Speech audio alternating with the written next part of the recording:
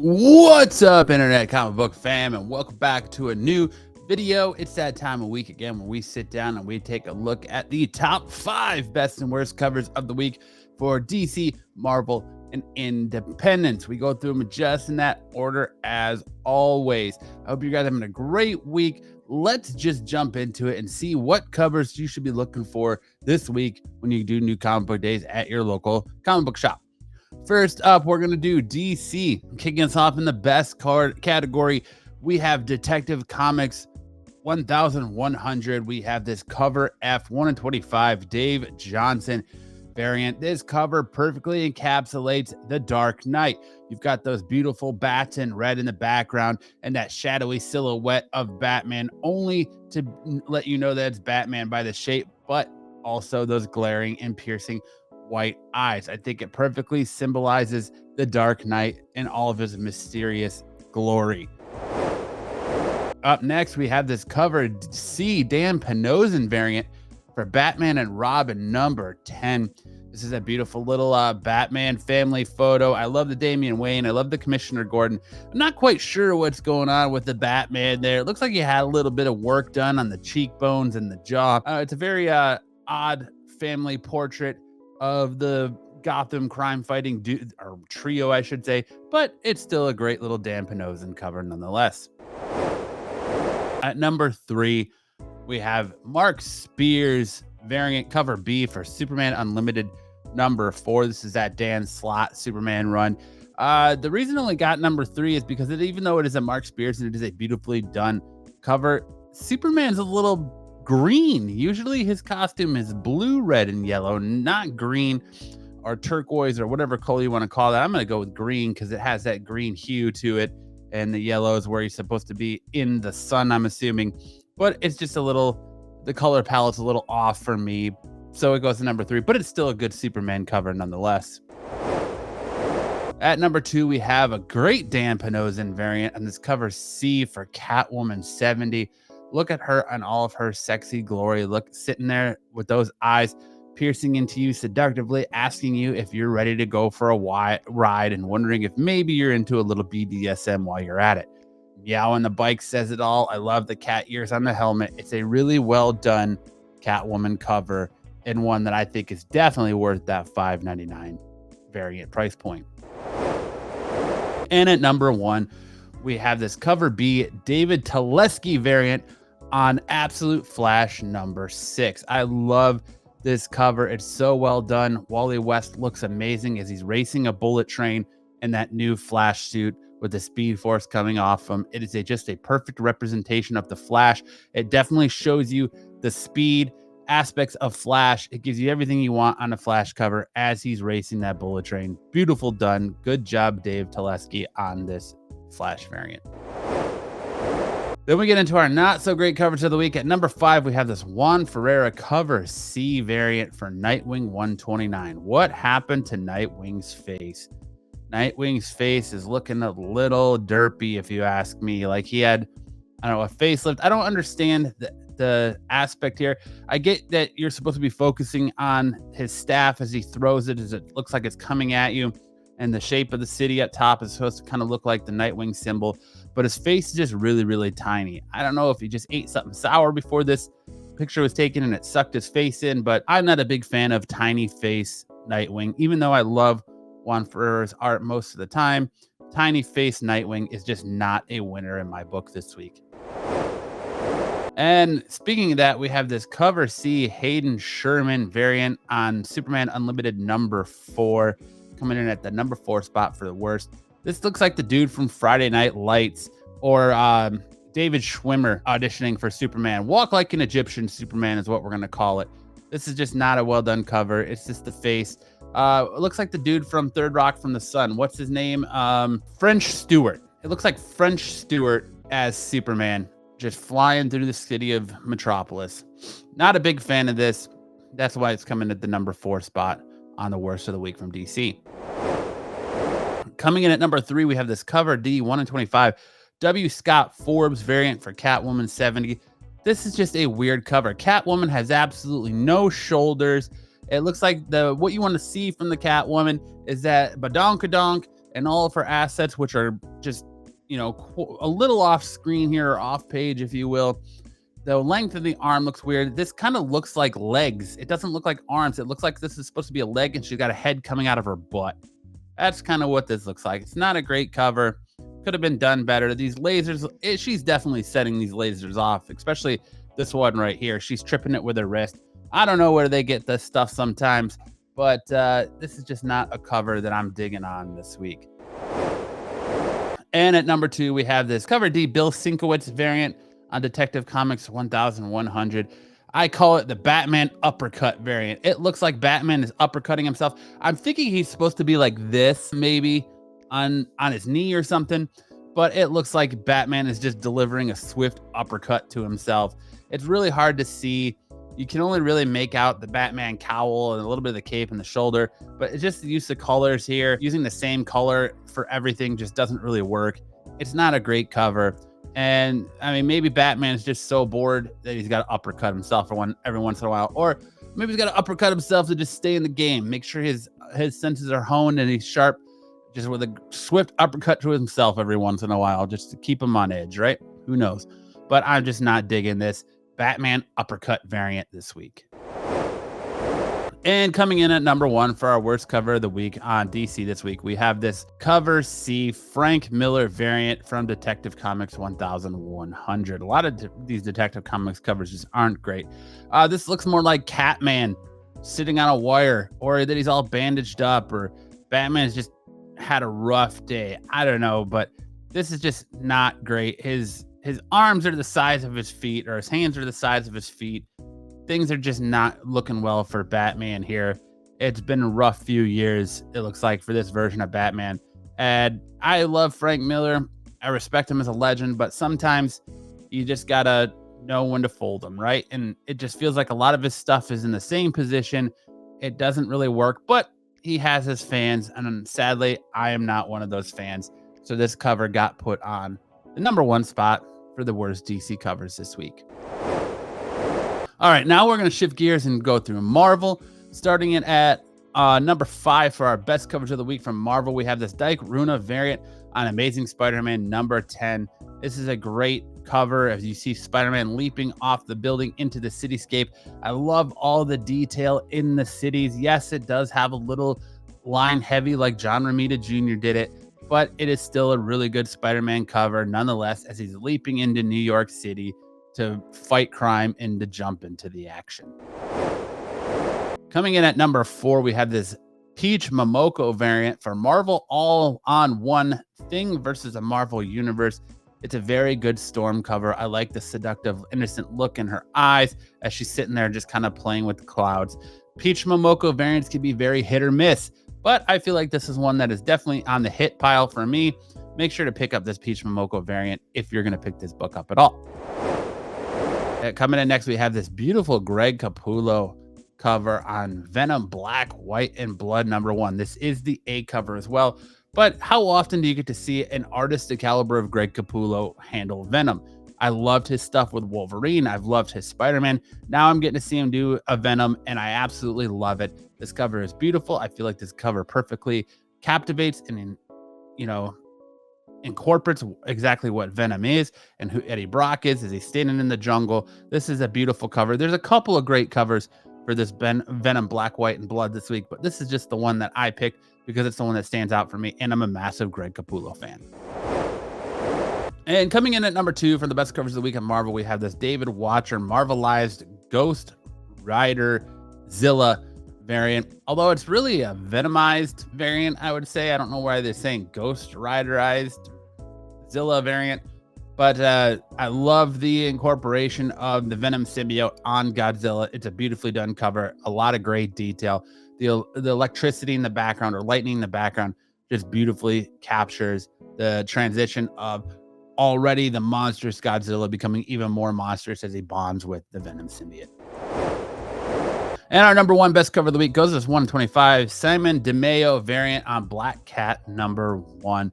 There is a couple of great covers. I believe there's a J. Scott Campbell cover for this Black Cat book, but I do really like the Simon DeMeo variant on this cover. I love the depiction of her laying on money with the cat around her as she kind of just embraces it all. Beautiful black cat, perfectly encapsulates black cat in all of her glory and the things she cares about, cats and money. Perfect black cat cover, in my opinion, and definitely worth that 1-in-25 ratio. Coming in at number 5, we got, for our worst covers of the week, we got this Peach Momoko black cat number 1. Remember what I said about Peach Momoko in DC? Well, here we go, Peach Momoko on the not so great side. What happened to black cat's waist? It almost looks like she disintegrates. She's really massive here and then gets really tiny right here. The proportions are way off.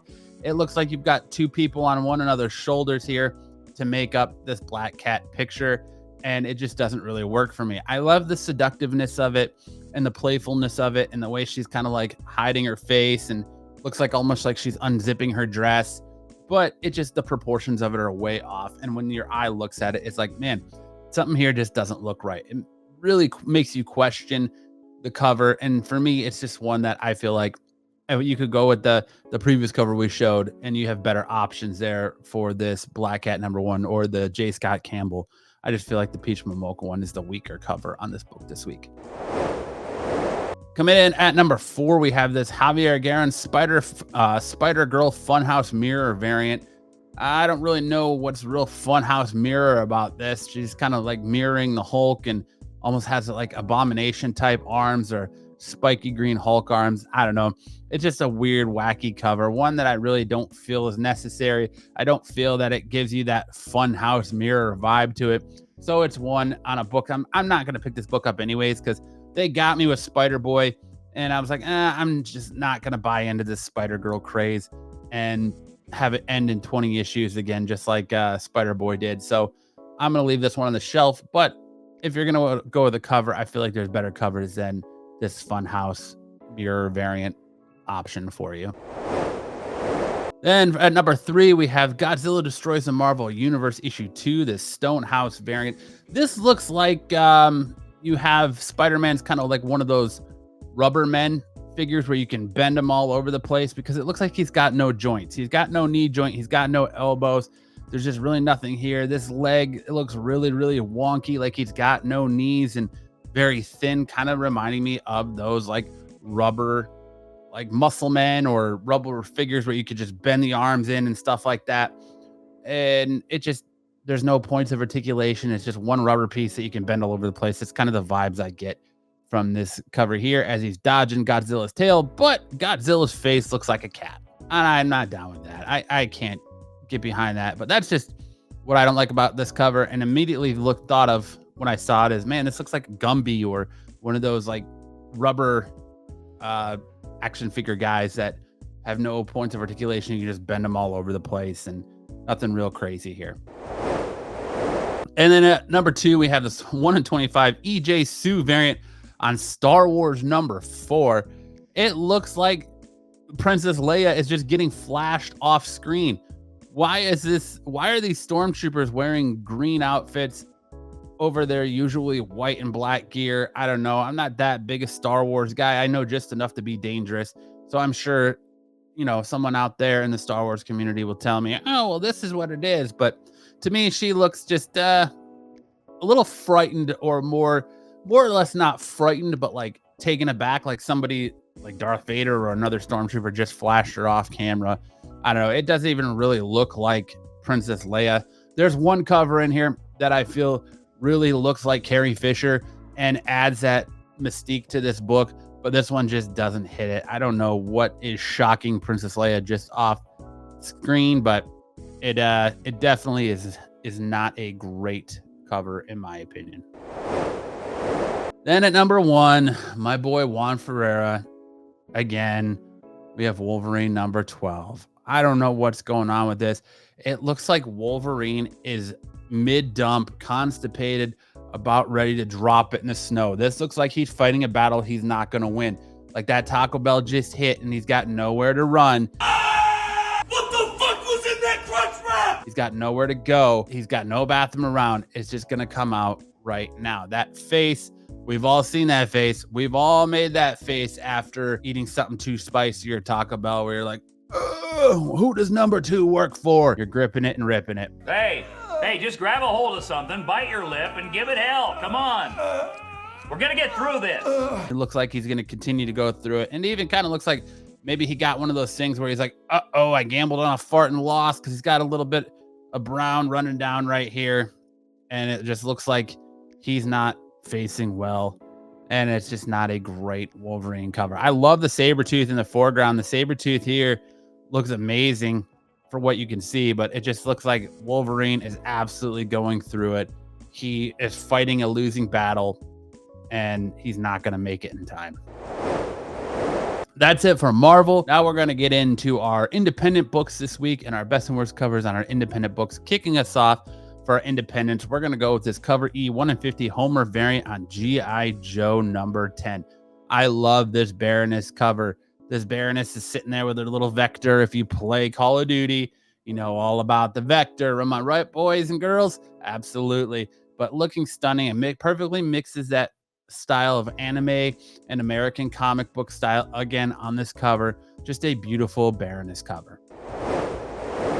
At number 4, we have this cover E 1 in 20 Rebecca Publa Boom 20th anniversary variant. Sorry if I butchered this on Grim 24. It's a beautiful cover. I love the way the main character is standing there with her scythe, calm, collected, and confident, ready for whatever's next. Got that tied around, that sweatshirt tied around her waist, just absolutely ready to go. It's perfectly done. It's a beautiful cover, and just her deadpan stare as she looks you right in the eye and says, whatever you got, I'm ready to take it. Let's go. Perfectly encapsulates this cover. It's a beautiful, beautiful cover this week. Coming in at number 3, we have Mutant Nation number 9 with this 1 in 10 Firo Panichi variant for the Shredder.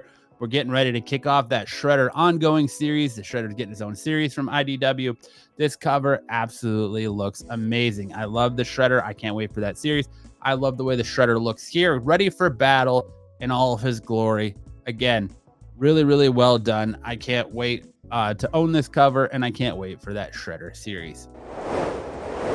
Coming at number 2, we got Mark Spears again. Space Ghost Johnny Quest, Space Quest number 4, cover O, 1 in 20 Mark Spears Virgin variant. I love this cover. I think that Mark Spears absolutely killed this cover. As an 80s baby, these are two of my favorite characters, Space Ghost and Johnny Quest. And I love the use of the purples, the way the Space Ghost kind of looks like he's radiating. You got the space in the background as Johnny Quest stands there defiant, ready for his next adventure. It perfectly encapsulates these two Hanna-Barbera legends, and I'm absolutely here for it. I can't wait for this cover. Mark Spears absolutely killed it, and I can't wait to absolutely own this in my collection.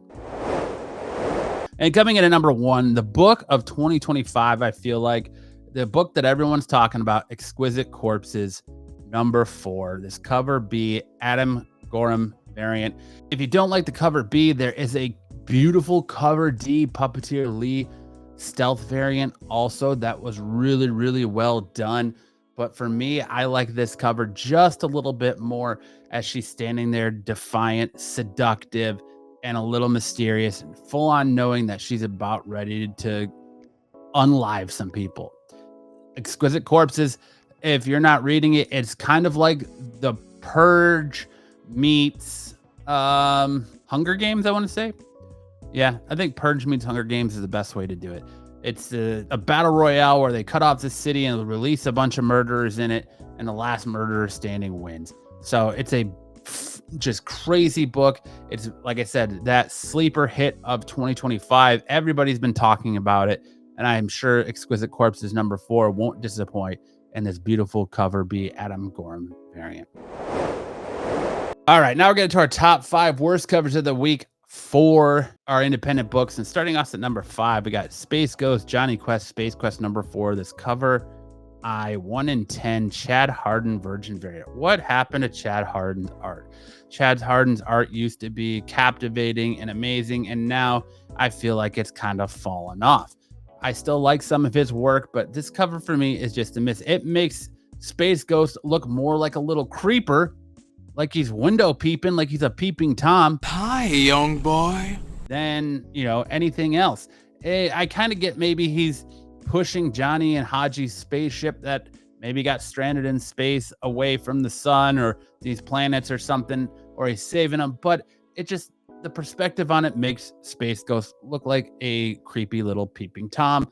I'm not really down for it. I think it's I'll go with Mark Spears cover over this one, especially at a 1 in 10 ratio. I don't know why this is a ratio variant, but it is what it is. I'll go with the Mark Spears over this one. Coming in at number 4, we have this Martin Simmons Department of Truth. It looks like the main character from The Shape of Water is like holding Lady Gaga. The face looks like Lady Gaga shaved part of her head, and he's making her stare at God knows what. But it looks like Lady Gaga in The Shape of Water too, if you want to put it that way. I don't know, just not digging it. Not a fan of it. I'm just going to pass on this book altogether. Coming in at number 3, we have this Mark Bagley variant on Darkwing Duck number 5. What happened to Darkwing Duck in this book? Mark Bagley is one of my favorite Spider-Man artists. He's one of my favorite artists in general. But as I always say, every artist has times where they step up the plate and they go down swinging. This is definitely one of them. What is going on with Darkwing's face? It looks almost like 2 different pictures. It looks like Mark Bagley did the body and then ran out of time and had to go do something else. So he got his like son or grandson to finish the face. It's not a great Darkwing Duck cover. It's not, the face is really what kills it for me. Just not a fan of it. I apologize. I don't know what happened to Darkwing in this cover. Coming in at number 2, we have The Cold Witch, A Tale of the Shrouded Colleague, number 4, 1 in 10. Will Sliney popsicle cover variant. I think this cover is ridiculous.